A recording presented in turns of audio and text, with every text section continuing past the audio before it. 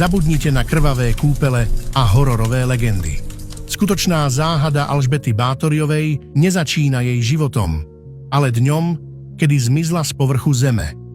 Písal sa rok 1614. Oficiálne záznamy tvrdia, že najväčšia aristokratka Spíša a Kisúc zomrela v izolácii Čachtického hradu a bola pochovaná v miestnom kostole. Ale skúste ten hrob nájsť.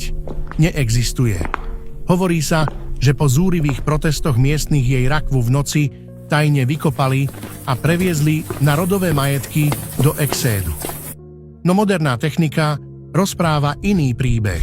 Radarový prieskum v Čachtickom kostole odhalil za podivným zazdeným portálom 5 metrov dlhú a pravidelnú dutinu. Ďalší prázdny priestor sa ukrýva priamo pod hlavným oltárom.